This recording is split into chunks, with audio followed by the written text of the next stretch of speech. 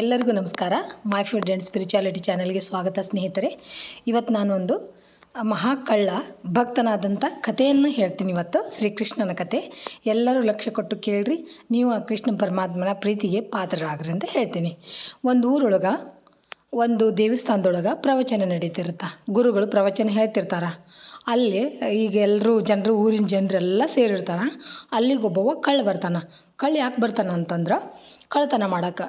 ಅಂದರೆ ಎಲ್ಲರೂ ಸೇರಿರ್ತಾರಲ್ಲ, ಹೆಣ್ಣು ಮಕ್ಕಳೆಲ್ಲ ಸೇರಿರ್ತಾರೆ, ಒಡವೆಗಳನ್ನು ಹಾಕ್ಕೊಂಡು ಬಂದಿರ್ತಾರಲ್ಲ, ಅವನ್ನೆಲ್ಲ ಕಳ್ಳತನ ಮಾಡೋಕ್ಕಂತ ಅಲ್ಲಿ ಬರ್ತಾನೆ. ಬಂದು ಹೊಂಚಾಕೊಂಡು ಕೂಡ್ತಾನೆ.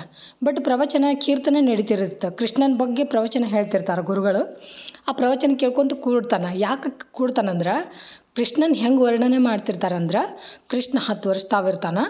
ಅವ್ರ ತಾಯಿ ಅವ್ನಿಗೆ ಹೆಂಗೆ ಅಲಂಕಾರ ಮಾಡಿರ್ತಾಳಂದ್ರೆ ಫುಲ್ ಕೊಳ್ಳೊಳಗೆಲ್ಲ ಒಡವೆಗಳನ್ನು ಹಾಕಿರ್ತಾಳೆ, ನಡುಪಟ್ಟಿ ಹಾಕಿರ್ತಾಳೆ, ಬಾಜು ಬಂದಿರ್ತಾವೆ. ಇವನ್ನೆಲ್ಲ ಹಾಕ್ಕೊಂಡು ಅಲಂಕಾರ ಮಾಡಿಕೊಂಡು ಕೃಷ್ಣ ಇದಕ್ಕೆ ಹೋಗ್ತಾನೆ, ಹಸುಗಳನ್ನು ಮೇಯ್ಸಕ್ಕೆ ಹೋಗ್ತಾನೆ ಅಂತ ಕತೆ ಹೇಳ್ತಿರ್ತಾರೆ ಗುರುಗಳು. ಇವನಿಗೆ ಕ್ಯೂರಿಯಾಸಿಟಿ ಆಗುತ್ತೆ. 10 ವರ್ಷದ ಬಾಲಕಗೆ ಇಷ್ಟೆಲ್ಲನೂ ಒಡವೆಗಳನ್ನೆಲ್ಲ ಹಾಕಿ ಅಲಂಕಾರ ಮಾಡಿ ತಾಯಿ ಕಾಡಿಗೆ ಕಳಿಸ್ತಾಳೆ ಹಸು ಮೇಯ್ಸಕ್ಕಂದ್ರೆ, ಇವನ್ನ ಕಳ್ಳತನ ಮಾಡಿಬಿಟ್ರೆ ಎಷ್ಟು ನಂಗೆ ಒಡವೆಗಳು ಸಿಗ್ತಾವಲ್ಲ ಅಂತ ವಿಚಾರ ಮಾಡ್ತಾನೆ ಕಳ್ಳ. ಆವಾಗ ಅವನಿಗೆ ಇನ್ನೂ ಕ್ಯೂರಿಯಾಸಿಟಿ ಆಗುತ್ತೆ. ಎಲ್ಲಿ ಸಿಗ್ತಾನೆ ಇವ ಹುಡುಗ ಇಷ್ಟು ಒಡವೆಗಳನ್ನು ಹಾಕ್ಕೊಂಡು? 10 ವರ್ಷದ ಬಾಲಕಿಗೆ ಇಷ್ಟು ಒಡವೆ, ತಾಯಿ ಒಡವೆ ಹಾಕಿದ್ರೆ ನಾನು ಅವ್ನು ಸರಳವಾಗಿ ಕಳ್ಳತನ ಮಾಡಿಬಿಟ್ನೆ ಅಂದ್ರೆ, ಹುಡುಗನ ಲೂಟಿ ಮಾಡಿಬಿಟ್ನೆ ಅಂದ್ರೆ ಇಷ್ಟೆಲ್ಲ ಒಡವೆಗಳು ಸಿಗ್ತಾವಲ್ಲ ಅಂತ ಆ ಕಳ್ಳ ವಿಚಾರ ಮಾಡ್ತಾನೆ. ವಿಚಾರ ಮಾಡಿ ಪೂರ್ತಿ ಕೀರ್ತನೆ ಎಲ್ಲ ಕೇಳ್ತಾನೆ. ಅವನಿಗೆ ಗೊತ್ತಿರಂಗಿಲ್ಲ ಈ ಒಡವೆಗಳನ್ನು ಇಲ್ಲಿ ಕದಿಯೋದು, ಹೆಣ್ಮಕ್ಳು ಕೊಳ್ಳಾಗಿರೋ ಒಡವೆಗಳನ್ನು ಕದಿಯೋದೆಲ್ಲ ಬಿಟ್ಬಿಡ್ತಾನೆ. ಬಿಟ್ಟು ಕೃಷ್ಣನ ಕಳ್ಳತನ ಮಾಡೋ ವಿಚಾರ ಮಾಡ್ತಾನೆ. ಮಾಡಿ ಕೀರ್ತನೆ ಎಲ್ಲ ಮುಗಿವರೆಗೂ ಅಲ್ಲೇ ಕೂಡ್ತಾನೆ ದೇವಸ್ಥಾನದಾಗ. ಕುಂತು ಮುಗಿದ ಮೇಲೆ ಆಚಾರ್ಯರು ಬರ್ತಾರೆ. ಮುಗಿದ ಮೇಲೆ ಹೇಳ್ತಾನೆ, ನೀವು ಇಷ್ಟೊತ್ತಿನವರೆಗೆ ಕತೆ ಹೇಳಕ್ಕೆ ಕುಂತಿದ್ರಲ್ಲ, ಆ ಬಾಲಕ ಯಾರು, ಎಲ್ಲಿರ್ತಾನ ಅಂತ ಕೇಳ್ತಾನೆ. ಅವ್ರಿಗೆ ಕಳ್ಳ ಅಂತ ಗೊತ್ತಿರುತ್ತೆ. ಅಂದ್ಬಿಟ್ಲೆ ಹೇಳ್ತಾರೆ, ಅವನು ವೃಂದಾವನದೊಳಗಿರ್ತಾನ ಅಂತ ಹೇಳ್ತಾರೆ. ಅವನ ಹೆಸರೇನು ಅಂತ ಕೇಳ್ತಾನೆ. ಅಂದ್ಕೂಡ್ಲೇನ ಅವ್ರ ಹೆಸರು ಶ್ಯಾಮ್ ಸುಂದರ್ ಅಂತ, ವೃಂದಾವನದಾಗಿರ್ತಾನ ಅಂತ ಹೇಳ್ತಾರೆ. ಇಲ್ಲ, ನಾನೊಬ್ಬ ಕಳ್ಳ, ನಾನು ಅವ್ರನ್ನ ಕಳ್ಳತನ ಮಾಡ್ತೀನಿ ಅಂತಾನೆ. ಅಂದ್ಬಿಟ್ಲೆ ಅವ್ರು ಹೇಳ್ತಾರೆ, ಇಡೀ ಜಗತ್ತಿನ ಜನರ ಮನಸ್ಸುಗಳನ್ನು ಕದಿಯುವಂಥ ಮಹಾಕಳ್ಳ ಅವ್ರದಾರ, ಅವ್ರನ್ನ ನೀನೇನು ಕದಿತಿದ್ದಿ ಅಂತ ಆಚಾರ್ಯರು ಹೇಳ್ತಾರೆ. ಇಲ್ಲ, ನಾನು ಅವ್ರನ್ನ ಕಳ್ಳತನ ಮಾಡೇ ಮಾಡ್ತೀನಿ, ನೋಡ್ರಿ ನೀವು ಬೇಕಂದ್ರೆ ಅಂತ ಹೇಳ್ತಾನೆ. ಹೇಳಿ ಚಾಲೆಂಜ್ ಮಾಡ್ತಾನೆ.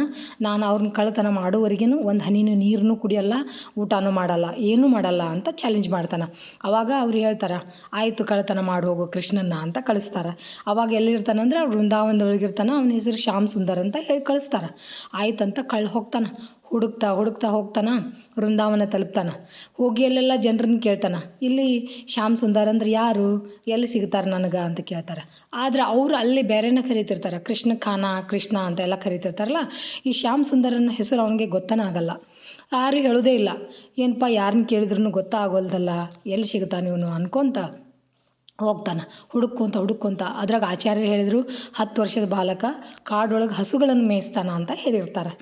ಆಯಿತು, ಕಾಡೊಳಗೆ ಸಿಗ್ಬೋದು ಅಂತ ಕಾಡು ಕಡೆ ಹೋಗ್ತಾನೆ. ಅಲ್ಲಿ ಕೃಷ್ಣ ಹಸು ಮೇಯಿಸ್ತಿರ್ತಾರೆ, ಸಿಕ್ಬಿಡ್ತಾರೆ. ಓ, ಇವನೇ ಇರಬೇಕು ಅಂತ ಹೋಗ್ತಾನೆ. ಹೋಗಿ ನೀನೇನು ಶ್ಯಾಮ್ ಸುಂದರ್ ಅಂತ ಕೇಳ್ತಾರೆ. ಹೌದು, ಶ್ಯಾಮ್ ಸುಂದರ್, ಏನಾಗಬೇಕಾಗಿತ್ತು ನಿನಗೆ ಅಂತ ಕೇಳ್ತಾರೆ ಕೃಷ್ಣ. ಅಂದ್ಬಿಟ್ಲೇನ, ನಾನೊಬ್ಬ ದೊಡ್ಡ ಕಳ್ಳದೀನಿ, ಕಳ್ಳತನ ಮಾಡಕ್ಕೆ ಬಂದೀನಿ, ನಿನ್ನ ಮೈಮೇಲಿರುವಂಥ ಒಡವೆಗಳನ್ನೆಲ್ಲ ತೆಗೆದುಕೊಡು ಅಂತ ಹೇಳ್ತಾನೆ ಕಳ್ಳ. ಆವಾಗ ಕೃಷ್ಣ ಹೇಳ್ತಾರೆ, ನಾನಾ ಜಗತ್ತಿನ ಎಲ್ಲರೂ ಹೃದಯನ ಕದ್ದಿರೋಂಥ ಕಳ್ಳ ನಾದೀನಿ, ನನ್ನ ಕಳ್ಳತನ ಮಾಡ್ತಿದ್ದಿ ಅಂತಾರೆ. ಅವಾಗಿಲ್ಲ, ನಾನೇನು ಕಳ್ಳತನ ಮಾಡೇ ಮಾಡ್ತೀನಿ, ನಿನ್ನ ಮೈ ಮೇಲಿರುವಂಥ ಒಡವೆಗಳನ್ನು ಬಿಚ್ಚಿಕೊಟ್ಬಿಡು, ಇಲ್ಲಾಂದ್ರೆ ನಾನು ನಿನ್ನ ಹೊತ್ಕೊಂಡು ಹೋಗ್ಬಿಡ್ತೀನಿ ಅಂತಾರೆ. ಅವಾಗ ಹೇಳ್ತಾರೆ, ಆಯಿತು, ನೀನು ಪಾಪ ಭಾಳ ದಣದಿದ್ದಿ, ನಾ ಎಲ್ಲ ಒಡವೆ ಬಿಚ್ಚಿಕೊಡ್ತೀನಿ ಅಂತ ಸ್ವಲ್ಪ ಏನಾದ್ರೂ ರೆಸ್ಟ್ ಮಾಡಿ ಏನಾದರೂ ಸ್ವಲ್ಪ ತಿನ್ನು, ಆಮೇಲೆ ನಾನು ಕಳ್ಳತನ ನಾನೇ ಬಿಚ್ಚಿಕೊಡ್ತೀನಿ ಅಂತಾರೆ. ಅವಾಗ ಇವಂಗೆ ಕಳ್ಳಗೆ ನೆನಪಾಗುತ್ತಾ, ಗುರುಗಳು ಏನು ಮಾಡಿರ್ತಾರೆ, ನೀನು ಅವ್ರನ್ನ ಎತ್ತುಕೊಂಡು ಬರೋಕ್ಕಾಗಲಿಲ್ಲ ಅಂದರೆ ಅಟ್ಲೀಸ್ಟ್ ಅವ್ರ ಮನಸ್ಸನ್ನು ಒಂದು ಸ್ವಲ್ಪ ಸಮಾಧಾನದಿಂದಾರ ನೀನು ಅವ್ರನ್ನ ಕಳ್ಳತನ ಮಾಡ್ಬೋದು. ಅವಾಗ ಏನು ಮಾಡು, ಅವ್ರಿಗೆ ಬೆಣ್ಣೆ ಅಂದ್ರೆ ಭಾಳ ಪ್ರೀತಿ, ನಾನು ಬೆಣ್ಣೆ ಕೊಡ್ತೀನಿ, ಅದನ್ನು ಅವ್ರಿಗೆ ಕೊಟ್ಬಿಡು, ಅವ್ರು ತಿಂದಾಗ ನಿನ್ಗೆ ತಾವ ಬಂಗಾರ ಅದು ಒಡವೆಗಳನ್ನೆಲ್ಲ ಬಿಚ್ಚಿಕೊಡ್ತಾರ ಅಂತ ಹೇಳ್ತಾರೆ, ಗುರುಗಳು ಹೇಳಿರ್ತಾರೆ. ಅವಾಗ ಆಯಿತು ಅಂದು ನಮ್ಮ ಗುರುಗಳು ನಿನಗೆ ಬೆಣ್ಣೆ ಕೊಡು ಅಂತ ಹೇಳ್ಯಾರ, ಇದನ್ನು ತಗೋ ನೀ ತಿನ್ನು ಅಂತ ಕೊಡ್ತಾನೆ ಕೃಷ್ಣಗೆ. ಕೃಷ್ಣ ಆವಾಗ ಆಯಿತು ಅಂತ ಖುಷಿ ಆಗುತ್ತೆ ಕೃಷ್ಣಗೆ. ಬೆಣ್ಣೆ ಅಂತ ತಿಂದು ಇದ್ರೊಳಗೆ ನೀನು ಸ್ವಲ್ಪ ತಿನ್ನು ಅಂತ ಕೊಡ್ತಾರೆ ಅವ್ನ ಕಳ್ಳಗೆ. ಆವಾಗ ಅವ ಹೇಳ್ತಾನೆ, ಇಲ್ಲ ನಾನು ನಿನ್ನ ಕಳ್ಳತನ ಮಾಡೋವರೆಗೆ ಒಂದು ಹನಿ ನೀರನ್ನು ಕುಡಿಯಲ್ಲ, ಏನೂ ತಿನ್ನಲ್ಲ ಅಂತ ಪ್ರಣ್ ಮಾಡೀನಿ, ನಾನು ಏನೂ ತಿನ್ನಲ್ಲ, ನೀವು ಒಡವೆ ತೆಗೆದು ಕೊಟ್ಟ ಮೇಲೆ ನಾನು ತಿಂತೀನಿ ಅಂತ ಹೇಳ್ತಾರೆ. ಆವಾಗ ಕೃಷ್ಣ ಹೇಳ್ತಾರೆ, ಆಯಿತು ನಾನೇ ಒಡವೆ ತೆಗೆದು ಕೊಡ್ತೀನಿ, ಇದನ್ನು ತಿನ್ನು ಅಂತಾರೆ. ಬೆಣ್ಣೆ ಕೊಡ್ತಾರೆ. ತಾವು ತಿಂದು ಪ್ರಸಾದವಾಗಿರುವಂಥ ಪ್ರಸಾದನ ಬೆಣ್ಣಿನ ಅವ್ನು ಕೊಟ್ಟಾಗ ಅವನು ಸ್ವಲ್ಪ ತಿಂದು ಕೂಡಲೇ ಫುಲ್ ಪರಿವರ್ತನೆ ಆಗಿಬಿಡ್ತಾನೆ. ನನ್ನ ತಪ್ಪಾತಪ್ಪ ಪರಮಾತ್ಮ, ಸಾಕ್ಷಾತ್ ಭಗವಂತ ನೀನು, ನಿನ್ನಂಥ ಪರಮಾತ್ಮನ ಕಳ್ಳತನ ಮಾಡಕ್ಕೆ ಬಂದೀನಿ ನಾನು ಅಂತ ತಪ್ಪಾತಂತ ಕಾಲಿಗೆ ಬೀಳ್ತಾನೆ.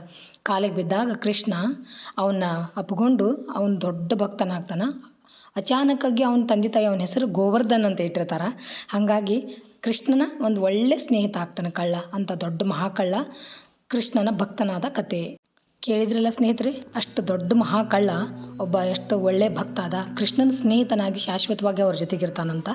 ಅಂಥ ಪುಣ್ಯಕರವಾದಂಥ ಒಂದು ಕಥೆಯನ್ನು ಕೇಳಿ ನಾವು ಪುಣ್ಯವನ್ನು ಪಡ್ಕೊಳ್ಳೋಣ, ಶ್ರೀಕೃಷ್ಣನ ಪರಮಾತ್ಮನ ಸೇವೆಯನ್ನು ಮಾಡೋಣ, ಅವರು ಪ್ರೀತಿಗೆ ಭಕ್ತಿಗೆ ಪಾತ್ರರಾಗೋಣ ಅಂತ ಹೇಳ್ತೀನಿ. ಎಲ್ಲರೂ ಈ ಕತೆ ಕೇಳಿದರೆ ಲೈಕ್ ಮಾಡಿರಿ, ಶೇರ್ ಮಾಡಿರಿ ಮತ್ತು ಕಮೆಂಟ್ ಮಾಡಿರಿ. Thanks for watching. ಎಲ್ಲರಿಗೂ ನಮಸ್ಕಾರ.